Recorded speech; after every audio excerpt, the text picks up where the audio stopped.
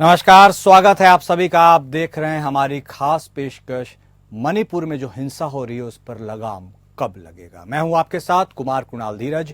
मणिपुर में एक बार फिर हिंसा भड़क चुकी है। सूबे के जिरीबाम में हथियारबंद समूहों के बीच हुई गोलीबारी में 5 लोगों की मौत हो गई। पुलिस के मुताबिक जिरीबाम में ताजा हिंसा में 5 लोगों की मौत हो गई है। एक पुलिस अधिकारी ने यह बताया कि एक व्यक्ति की सोते समय गोली मारकर हत्या कर दी गई। वहीं 2 विरोधी समूहों के हथियारबंद लोगों के बीच गोलीबारी में 4 अन्य लोग भी मारे गए। पुलिस के मुताबिक उग्रवादियों ने जिला मुख्यालय से करीब 5 किलोमीटर दूर एक सुनसान जगह पर अकेले रहने वाले व्यक्ति के घर में घुसकर उसे सोते समय गोली मार दी। हत्या के बाद करीब 7 किलोमीटर दूर पहाड़ियों में युद्धरत समुदायों के हथियारबंद लोगों के बीच भीषण गोलीबारी हुई, जिसमें 3 पहाड़ी उग्रवादियों सहित 4 हथियारबंद लोगों की मौत हो गई। पुलिस के मुताबिक उग्रवादियों ने जिला मुख्यालय से करीब 5 किलोमीटर दूर एक सुनसान जगह पर अकेले रहने वाले व्यक्ति के घर में घुसकर उसे सोते समय गोली मार दी। हत्या के बाद 7 किलोमीटर दूर पहाड़ियों में युद्धरत समुदायों के हथियारबंद लोगों के बीच भीषण गोलीबारी हुई, जिसमें 3 पहाड़ी उग्रवादियों सहित 4 हथियारबंद लोगों की मौत हो गई। इस सप्ताह की शुरुआत में जिले में आगजनी की घटना भी हुई थी। यहां कुछ लोगों ने बोरोबेकरा पुलिस स्टेशन के जकुराधोर में एक रिटायर्ड पुलिस अधिकारी के 3 कमरों वाले खाली पड़े घर को जला दिया था। हालांकि आदिवासी निकाय स्वदेशी जनजाति वकालत समिति फिरजावल और जिरीबाम ने इस घटना में किसी भी तरह की संलिप्तता से इंकार कर दिया था। दरअसल 1 अगस्त को असम के कछार में सीआरपीएफ की देखरेख में एक बैठक आयोजित की गई थी। बैठक में 2 अलग अलग समुदायों के प्रतिनिधियों ने सामान्य स्थिति बहाल करने और आगजनी और गोलीबारी की घटनाओं को रोकने के लिए समझौता किया था। हालांकि इसके बावजूद जिले में फिर से हिंसा देखी गई। जिरीबाम जिला प्रशासन द्वारा संचालित बैठक में असम राइफल्स और सीआरपीएफ के जवान तथा जिरीबाम जिले के हमार, मैतेई, थाडो, पैते और मीजो समुदायों के प्रतिनिधि भी मौजूद थे। हालांकि जिरीबाम जिले के बाहर स्थित कई हमार आदिवासी निकायों ने इस समझौते की निंदा करते हुए कहा था कि उन्हें इसके बारे में कोई जानकारी नहीं है। पिछले साल मई से लेकर अब तक इम्फाल घाटी स्थित मैतेई और आसपास के पहाड़ी इलाकों में रहने वाले कुकी और जो समूहों के बीच जातीय हिंसा में 200 से अधिक लोग मारे गए हैं। हजारों लोग बेघर तो हो ही गए हैं। तो मणिपुर क्राइसिस रोज एक विषम परिस्थिति पैदा कर रहा है। 5 लोगों की इस ताजा घटनाक्रम में जान चली गई है। जिरीबाम में यह घटना हुई। मैतेई और कुकी जो समुदाय के लोग के बीच जो रिफ्ट है वो लगातार अपने चरम पर पहुंचती जा रही है। 200 से अधिक लोगों की अब तक यदि पिछले साल से बात करें तो जान जा चुकी है। लोगों का यह सवाल है और पूरा देश यह पूछता है कि आखिर मणिपुर में जो हिंसा हो रही है उस पर लगाम कब लगेगा, कब वहां के लोग अमन, चैन और शांति से जिंदगी गुजार सकेंगे। आपको बता दें कि नॉर्थ ईस्ट से लगने वाली जो 7 राज्य हैं उन्हें 7 सिस्टर्स भी कहा जाता है, यानी 7 बहनें। बहुत ही खूबसूरत वादियों से घिरा हुआ यह एक टुकड़ा है और इसे सहेज कर रखने की जरूरत थी। लेकिन जिस तरह से पिछले साल से मणिपुर में लगातार यह जातीय क्राइसिस है और उस क्राइसिस के चलते जो हिंसा पैदा हुई है उसने कई लोगों की जिंदगी बर्बाद कर दी है। इस पूरे मसले पर मुख्यमंत्री एन बीरेन सिंह से भी सवाल पूछे जाते रहे हैं। हालांकि साफ तौर पर उनका कहना रहता है, एक टाइमलाइन दी जाती है कि चीजें रिस्टोर हो जाएंगी, वापस से मणिपुर शांति की राह पर चल पड़ेगा। लेकिन मौजूदा स्थिति में ऐसी कल्पना करना भी बहुत दूर की बात लगती है। ताजा घटनाक्रम में कल मुख्यमंत्री एन बीरेन सिंह ने मणिपुर के गवर्नर लक्ष्मण आचार्य से मुलाकात की। तकरीबन आधे घंटे से ज्यादा देर तक यह मुलाकात चली। हालांकि इसके क्या मायने निकाले जाएं, इसके ऊपर कुछ साफ कहना अभी नहीं कहा जा सकता या फिलहाल फौरी तौर पर इसकी जरूरत नहीं है। लेकिन इस्तीफे की लगातार बात हो रही है और यदि इस तरह के घटनाक्रम पैदा होते हैं तो फिर मणिपुर की बागडोर किसके हाथ में होगी? क्या जो नेक्स्ट पर्सन वहां पर चेयर संभालेंगे, यदि ऐसा होता है तो फिर क्या वो शांति बहाली को रिस्टोर कर पाएंगे? अपने आप में कई बड़े सवाल है। लेकिन यह भी कहा जा रहा है कि केंद्रीय नेतृत्व, बीजेपी के केंद्रीय नेतृत्व के दबाव के चलते अभी तक ऐसी कोई सुगबुगाहट नहीं हो पाई है। आज संभवतः कुछ खास होने की बात सामने आ रही है। लेकिन मणिपुर में हिंसा पर लगाम कब लगेगा, इसके ऊपर एक सबसे बड़ा सवाल है जो लगातार बरकरार है। आपको बता दें कि पिछले साल मई से यह हिंसा शुरू हुई थी और इसके पीछे यदि आप जाएं तो मणिपुर हाईकोर्ट का एक जजमेंट आया था जिसमें मैतेई समूह जो वैली में सबसे ज़्यादा रिसाइड करती हैं उनको भी आरक्षण में शामिल करने की बात हुई थी। लेकिन इसका विरोध कुकी समुदाय के द्वारा किया गया था और इसी के बाद यह पूरा प्रकरण शुरू हुआ।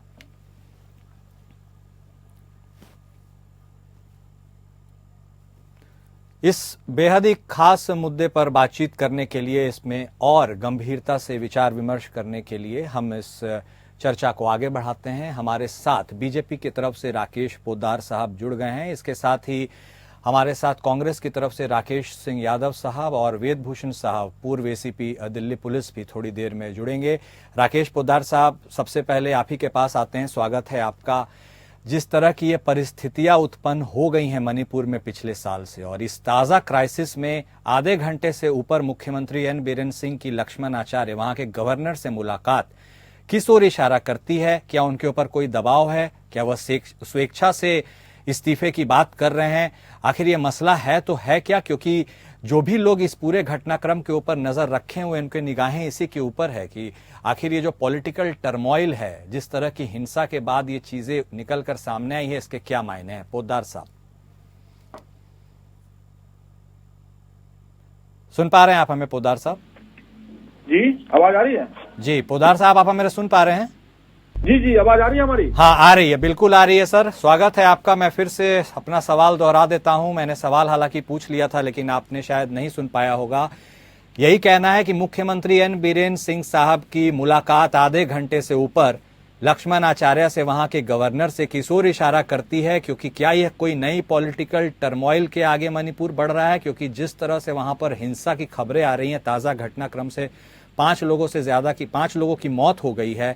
कुकी जो समुदाय और मैतेई के बीच क्लैशेस रुकने का नाम नहीं ले रही है। ऐसे में मुख्यमंत्री का यह स्टैंड पहले था कि वह इस्तीफा नहीं देंगे क्योंकि उन्होंने कोई भ्रष्टाचार नहीं किया है, कोई गलती नहीं की है। अब ये जो उनके जो विधायकों के साथ हाई लेवल मीटिंग हुई, फिर गवर्नर के साथ आधे घंटे की बैठक हुई, इसका क्या निष्कर्ष निकाले पोद्दार साहब? देखिए, मणिपुर के मुख्यमंत्री एन बीरेन जी ने गवर्नर साहब से मुलाकात की और सभी विधायकों को बैठक में बुलाया गया। विधायकों से मिलने के बाद गवर्नर साहब से मुलाकात की। देखिए, वहां पे क्या है, वहां आरक्षण का सबसे बड़ा मुद्दा है। आरक्षण 2 जातियों में है, कुकी और मैतेई समुदाय में। जो मैतेई जाति है 53% इम्फाल घाटी में रहते हैं और नागा कुर्की जो है 40% पहाड़ी जिलों में रहते हैं। Okay. जो नागा कुर्की जो जाति आती है वो ईसाई धर्म को मानते हैं, एसटी में आते हैं, और जो नागा कुर्की आते हैं उनको आरक्षण नहीं मिलता। इस दोनों में आपस में आरक्षण की लड़ाई है। वो कहते हैं कि मैं आरक्षण लेना चाहता हूँ, एक कहता मैं तुम्हें देना नहीं चाहता हूँ। जिस कारण से जो नागा कुर्की के लोग हैं वो कहते हैं कि जब लड़ाई हुई थी इम्फाल में तो हम लोग आए थे, यहाँ पे रहे थे और लड़ाई लड़ने का काम किया, जिस कारण से इन्होंने तस्कर बढ़ाया, वहां पे कम से कम गोली बारूद और लकड़ियों को बेचने का काम किया, जिस कारण से आपस की लड़ाई है। और आपस की लड़ाई में देश में कांग्रेस आज भी देश के अंदर आरक्षण की बात करते हैं, कांग्रेस आज भी जातियों की बांटने की बात करते हैं, इसीलिए देश के अंदर गुमराह हो रहा है। मैंने कहा कि हमेशा समाज को, भारतीय जनता पार्टी कहती है समाज को जोड़ के रखना है, चाहे किसी भी जाति का हो, किसी भी समुदाय का हो, किसी भी कोई भी आदिवासी हो, चाहे एससी हो चाहे एसटी हो, सभी को हम लोगों ने जोड़ के रखने का काम किया। लेकिन राहुल गांधी जी क्या करते हैं? आरक्षण के नाम पर, संविधान के नाम पर, लोकतंत्र के नाम पर आपस में बंटवारा कर देते हैं। आज भी हम कहना चाहते हैं कि पहले राष्ट्र है, फिर उसके बाद कास्ट है, लेकिन ये लोग क्या करते हैं, पहले कास्ट है फिर राष्ट्र है। इसीलिए आज जो मणिपुर में जो घटना घट रही है, ये लोग जातियों में बांटने की बात करते हैं। क्या सर, अब आप मणिपुर में भी आप कांग्रेस को खींच लेते हैं तो ये अजीब बात हो जाती है। सरकार आपकी है सर, आपको वहां पे शांति रेस्टोर करनी है, उसमें क्या कोई अलग अब व्यक्ति कर सकता है? आप अगर बोल रहे हैं आप अपनी बात को कि आप बांटने की राजनीति नहीं करते हैं, तो कुकी जो और मैतेई को क्यों नहीं एक टेबल पे बैठाकर आप कोई समझौता करवाते हैं? आखिर कब तक मणिपुर जलता रहेगा सर? इसमें कांग्रेस क्या करेगी? देखिए कुणाल जी, मैंने वहीं पे आ रहा हूँ। हाँ आज आपके चैनल पे अगर बात उठाई जाती है हाँ तो जनता तो सुनती है, कुणाल जी आपकी बात सुनती है, हमारी बात सुनती है और कांग्रेस की बात सुनती है। फिर उनका दिमाग सोचने शक्ति लगता है कि कुणाल जी सही बोल रहे हैं, भाजपा के प्रवक्ता बोल रहे हैं, कांग्रेस के। वही बात मैं कहना चाहता हूँ। राहुल गांधी जी देश के अंदर हमेशा आरक्षण की बात की। मैं कहना चाहता हूँ, मेरे को थोड़ा समय दीजिएगा, मैं बड़ा विश्लेषण से आपको बताता हूँ। 7 मई 2024 को इस बार लोकसभा का चुनाव था। लोकसभा के चुनाव में लालू प्रसाद यादव, जो इंडी गठबंधन के नेता हैं, उन्होंने देश के अंदर वोटिंग हो रहा था, उस दिन कहते हैं कि आरक्षण में मुसलमानों को आरक्षण देना चाहिए। तो आप बताइए, देश में भ्रम नहीं फैला रहे। और उसके बाद हमारे पूर्व प्रधानमंत्री मनमोहन सिंह 2006 में कहते हैं कि देश में संसाधनों पे पहला हक किसी का है तो मुसलमानों का है। तो क्या बांटने की बात नहीं करते? हम आज भी कहते हैं राष्ट्र पहले है, कास्ट बाद में है। लेकिन मैं कहना चाहता हूं कि आपने बहुत अच्छी बात कही कि दोनों को लोगों को एक जगह बैठाना चाहिए। बिल्कुल हम लोगों ने कोशिश की, बैठाया भी है, लेकिन जहां वहां पे आपस में उन लोगों की आपस की लड़ाई है, आरक्षण की लड़ाई है, जाति की लड़ाई है। वो कहते हैं कि इम्फाल में हम लोगों को बुलाया गया था कि आपको जब लड़ना था तो हम लोगों ने आके यहाँ लड़ाई लड़ने का काम किया। लेकिन दूसरी समुदाय को जो जिले में रहते हैं, पहाड़ी जिले में रहते हैं, वो कहते हैं कि नहीं, आपने आया था, आपने लड़ाई लड़ी, आपने तस्कर किया, आपने यहाँ के वृक्ष बेचा, आपने यहाँ के आके अफीम और गांजे की तस्कर की। मतलब आपस की लड़ाई है। और मैं कहना चाहता हूँ कि सरकार की जिम्मेदारी बनती कि दोनों को बिठाने का काम। ठीक है, दोनों को बैठाने का काम करे। ओके। राकेश सिंह यादव भी हमारे साथ जुड़ गए हैं, कांग्रेस की तरफ से स्वागत है सर आपका भी। और वेद भूषण सर भी जुड़ चुके हैं, पूर्व एसीपी दिल्ली पुलिस, आपका भी स्वागत है सर। राकेश सिंह यादव साहब, बहुत ज्यादा बोलने की जरूरत नहीं है, बहुत विस्तार से राकेश पोद्दार साहब ने सब कुछ बताया है, आपने भी सुना है। लेकिन मैं यह बात स्पष्ट तौर पर पूछना चाहता हूं, और जरूरी भी है, कि आखिर मणिपुर में जो शांति व्यवस्था है वो कितनी अहम है और कितनी जल्दी उसे रिस्टोर होना चाहिए, और क्या कुछ आप सिनेरियो में देख सकते हैं, और खासकर तब जब वहां पर बीजेपी की सरकार है और मुख्यमंत्री की कल आधा घंटे से ज्यादा गवर्नर के साथ बैठक हुई है, अटकलें हैं, शायद इस्तीफे की बात है। राकेश सिंह साहब, देखिए, अभी मैं बीजेपी के प्रवक्ता जी को सुन रहा था, वो राहुल गांधी जी की बात कर रहे थे। ये बोल रहे थे कि पहले राज थे फिर काज थे। ये भूल गए कि सबसे पहले संविधान है, उसके बाद राज है। और संविधान में आरक्षण कैसे होता है इसका साफ तौर पे उल्लेख है कि किस आधार पर आरक्षण दिया जाता है। जब भारतीय जनता पार्टी की वहां सरकार है, वहां के मुख्यमंत्री है, वो जानते हैं कि आरक्षण का आधार क्या है, संविधान में आधार क्या है। तो क्या उनका ये दायित्व नहीं था कि इतने समय से वो मुख्यमंत्री वहां है, वहां हिंसा हो रही है, वो दोनों समुदाय को बैठ के समझा नहीं पाए? यानी उनकी नीति असफल रही, केंद्र सरकार की नीति असफल रही। अपनी असफलता को छिपाने के लिए आप कांग्रेस का नाम लेना, राहुल गांधी जी का नाम लेना, भ्रमित करना या छोड़ दीजिए। वहां आपको उन दोनों समुदायों को साथ बिठा के समस्या का हल करना था। अभी बोला जा रहा है, बीजेपी के प्रवक्ता ने बोला, मैंने भी सुना, आपने भी सुना, कि वो तो उनका आपसी का झगड़ा। आपसी झगड़ा क्या होता है? वो एक स्टेट है, वहां कोई आपसी झगड़ा, व्यक्ति का झगड़ा नहीं चल रहा दो लोगों का। अनेक लोग मारे गए हैं, अनेक लोग मारे जा रहे हैं, अभी 5 लोग मारे गए हैं। आपको किसी की जान की कोई कीमत ही नहीं है। आप सिर्फ राजनीति कर रहे हैं, आप सिर्फ आरक्षण, जातियों की बात कर रहे हैं। आप वहां की समस्या सुलझाने के लिए आपने कौन सी योजना बनाई इतने समय में? कौन सा ऐसा मापदंड आपने वहां पेश करा कि सभी दलों के सामने आपने एक उदाहरण दिया हो कि इस योजना के तहत हम समस्या का अंत कर रहे हैं? सिर्फ फोर्सेस भेजना, कार्रवाई करना। मुख्यमंत्री एक ही समुदाय से आते हैं, वो एक समुदाय को बोलते हैं कि उग्रवादी नहीं है, दूसरे समुदाय को बोलते हैं कि उग्रवादी है। ऐसा मुख्यमंत्री क्या वो शांति स्थापित कर सकता है? तो ये संभव नहीं है। जो नीति है वही गलत है, जो उनकी सोच है वो गलत है। जिस तरीके से समस्या का समाधान करने की कोशिश की जा रही है, वो समाधान बंदूक से नहीं हो सकता, वो बातचीत के जरिए हो सकता है। उसके लिए एक फार्मूला बनाना पड़ेगा। और अगर भारतीय जनता पार्टी वो फार्मूला बनाने में असक्षम है तो कांग्रेस से सलाह ले सकती है, अन्य दलों से सलाह ले सकती है, एक कमेटी बना सकती है, उनके माध्यम से चर्चा कर सकती है, तो वो राज्य शांति की ओर जाएगा। तो आप मानते हैं राकेश सिंह यादव साहब कि ये मणिपुर गवर्नमेंट का टोटल फेलियर है? 100% फेलियर है और मुख्यमंत्री को स्वीकार करके तत्काल इस्तीफा देना चाहिए। ओके, ठीक है। वेद भूषण साहब, आपने सुना इन दोनों लोगों को। मैं आपसे सर बिल्कुल स्ट्रेट सवाल ये पूछता हूं कि क्या आप इसे, सरकार का फेलियर तो वो बता रहे हैं, लेकिन क्या इसे आप एडमिनिस्ट्रेटिव फेलियर भी मानते हैं?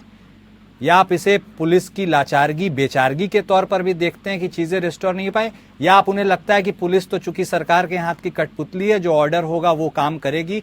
आखिर फोर्सेस की क्या भूमिका रह सकती है और इसमें फोर्सेस कितना कंट्रीब्यूट कर सकते हैं? वेदभूषण साहब।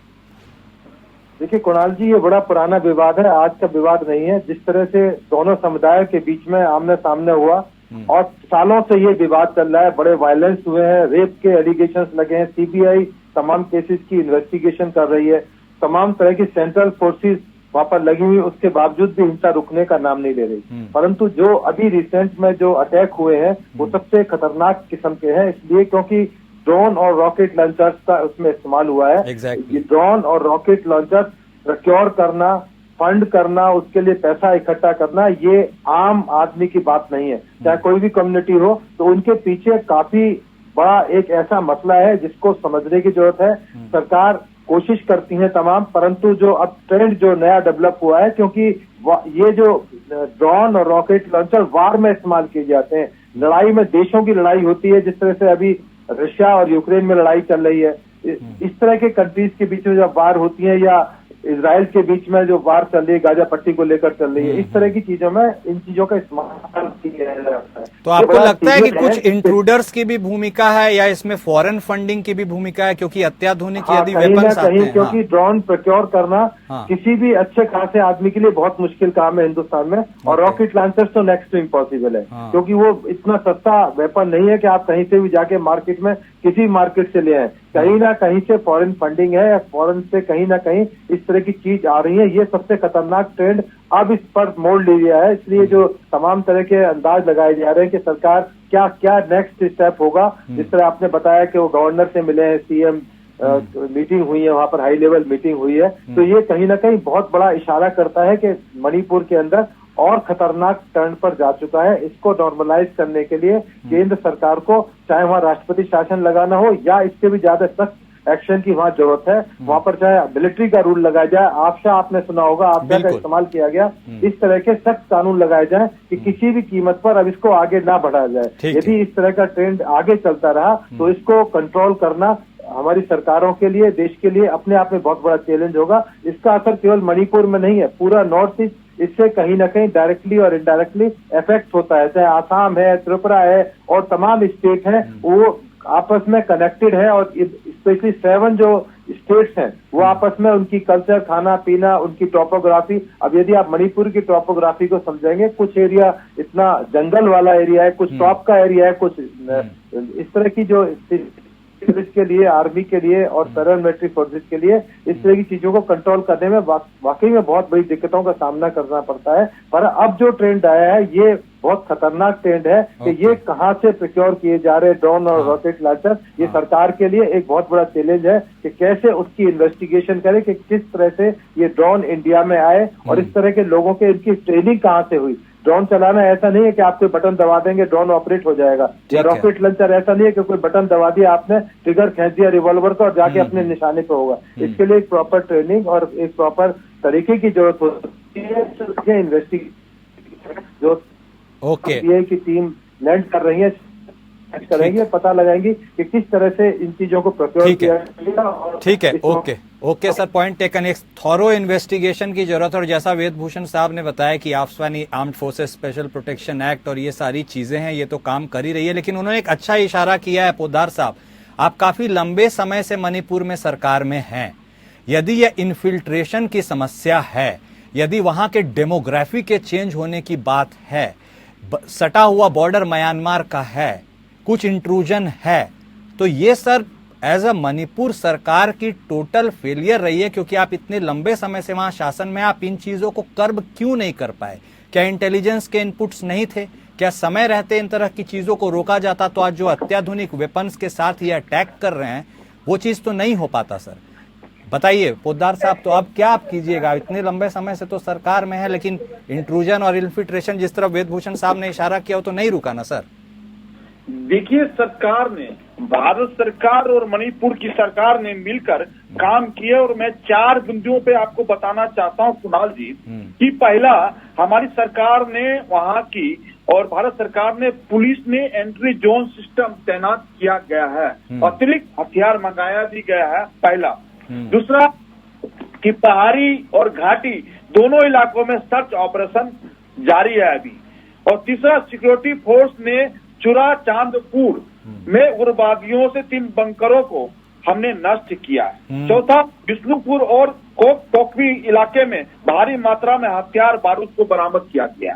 तो सरकार बिल्कुल मुस्तैदी के साथ मणिपुर में खड़ी है और देश के प्रधानमंत्री ने 2 बार सदन में बोले हैं। और रात्रि में मैं कहना चाहता हूं कि मीडिया के साथियों को कि रात्रि में प्रधानमंत्री ने और मणिपुर की सरकार ने आपस में बात भी की है, मणिपुर के मुख्यमंत्री जी ने और गवर्नर साहब ने। तो हम पूरा रूप से हमने कहा कि हमारे लिए सभी इलाके, सभी व्यक्ति, सभी प्रदेश एक बराबर है, एक जैसे हैं, हम लोग खड़े हैं।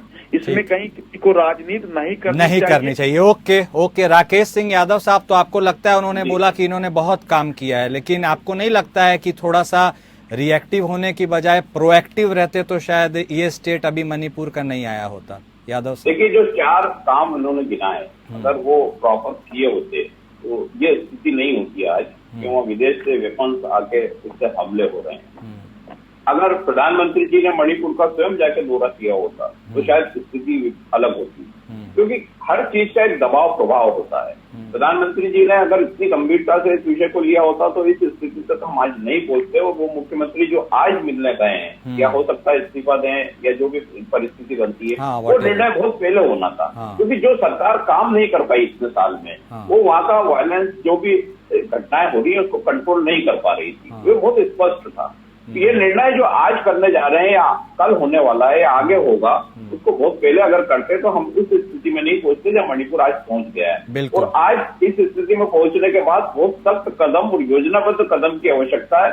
इसमें केंद्र सरकार अगर गंभीर नहीं होगी तो ये मसला और कठिन होता जाएगा और वहाँ कंट्रोल करना बहुत मुश्किल होगा। बिल्कुल सही कहा आपने। और जिस तरह से वेदभूषण साहब, मौजूदा स्थिति ऐसे में आप मणिपुर के लॉ एंड ऑर्डर की स्टेट को कैसे आंकते हैं, वहाँ की मुश्किलों को कैसे आंकते हैं और क्या वे आउट हो सकता है? वेदभूषण साहब, देखिए कुणाल जी, एक बहुत बड़ा चैलेंज है भारत सरकार के लिए, पुलिस की फोर्सेस के लिए, पैरामिलिट्री फोर्सेस के लिए, आर्मी के लिए। एक तो वहाँ की टॉपोग्राफी को यदि समझे तो इस तरह से कि वहाँ पर इतने आसानी से फोर्सेस अपना ऑपरेशन नहीं कर सकती, परंतु हाँ ये जरूर है कि इसके कहीं ना कहीं पॉलिटिकल इसका सोल्यूशन ढूंढना चाहिए। आर्मी, पुलिस और इस तरह की दबाव से ये इस तरह के सोल्यूशन नहीं निकलते जब तक दोनों कम्युनिटीज को कॉन्फिडेंस में लेकर सरकारें, चाहे कोई भी सरकार हो, मिलकर बैठ के जब तक इसका सोल्यूशन नहीं निकलेगा तब तक ये माहौल वहाँ पर बनता रहेगा। केवल पुलिस के दम पर या आर्मी के दम पर